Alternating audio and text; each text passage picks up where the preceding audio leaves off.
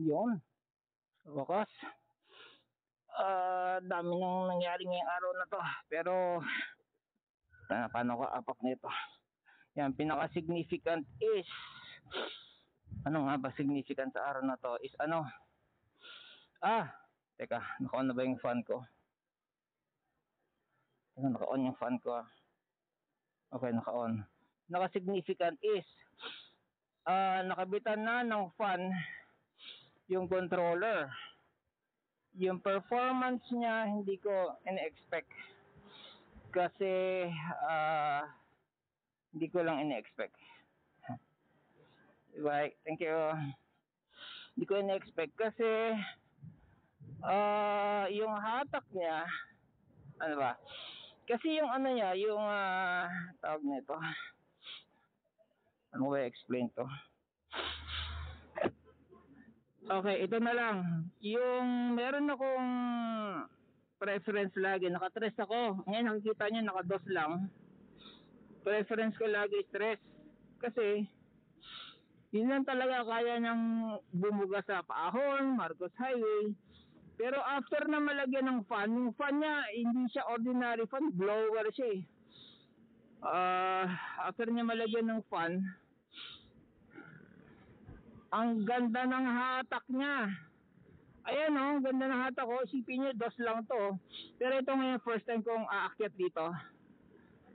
Although wala akong angkas, mabigat din tong grocery ko.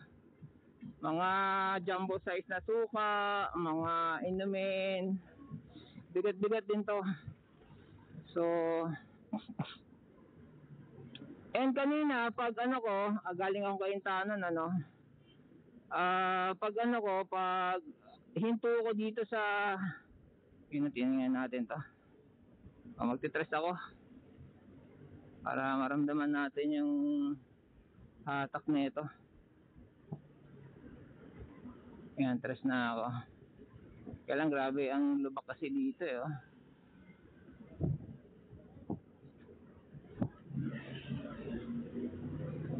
Concentrate lang.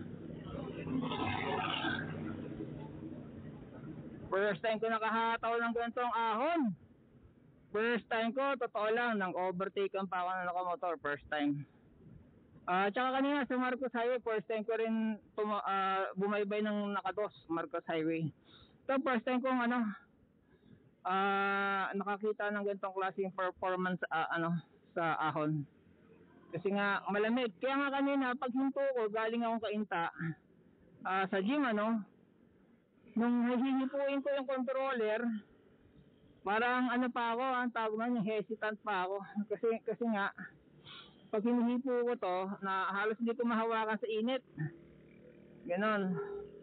Ito mga in-overtaken ko. Ayan o yung hatak niya pag tres.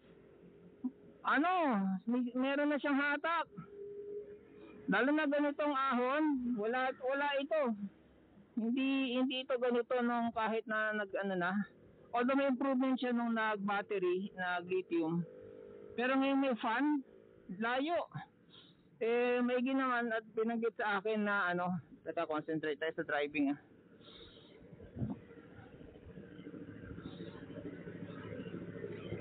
Maigi naman, concentrate na tayo.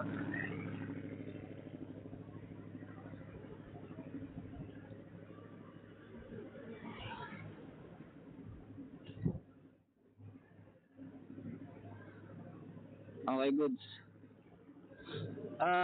Maigi naman, nawala tuloy ako. Maigi naman nabanggit sa akin na nung di nakabit na yung yung ba ginawa sa akin nung huling punta ko kay Catalino. Nung nakabitan ako ng hub. Sabi ni JR tsaka ng technician, bago na hub mo, susunugin mo na lang yung controller mo. Sabi, akala ko, isip-isip ko, sinadjust nung nagpakabit ako ng hub.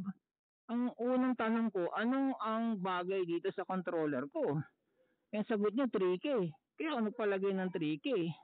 Although dalawa lang naman option ko, 3K WP or 3K power save. So bakit ko susunugin yung hub? Nung nandoon ako, meron doong kinabitan ng ng fan. Radiator actually, hindi lang fan. Hindi, radiator ba yan? Parang cooling system eh. Hindi naman, wala akong nakita ng radiator eh. Sa cooling system na may fan, siguro maliit lang radiator. 4K daw. Yan. So naisip ko po siya, baka ito yung kasunod ko na project ah. Ganun. Dados ko na nga, baka pag nasa bahay ako, sumipa ito eh. So ganun. So naisip ko, buti na lang ito si Jonathan, nagbabanggit naman sa akin ng ng mga option. Sabi niya, alam mo, totoo lang, pwede ka namang mag water cooled. Nga lang ako, in my experience, water cooled tsaka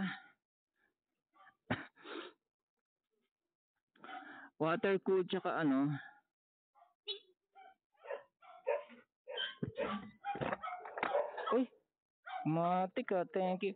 Yung water cooled tsaka air cooled, parehas lang daw. Actually, mas okay pa nga daw yung air cooled. So, excuse me, hindi ako pwedeng mabante.